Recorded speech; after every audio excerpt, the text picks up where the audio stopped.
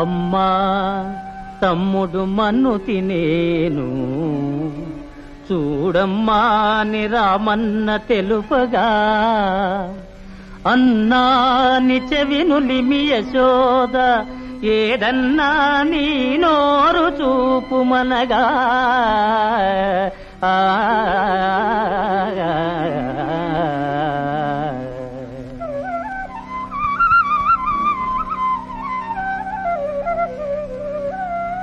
చూపితివట నీ నోటను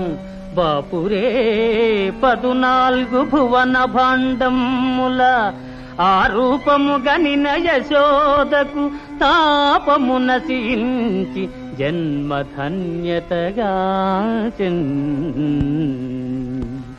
జయ కృష్ణ ముకుంద మురారి జయ గోవింద బృంద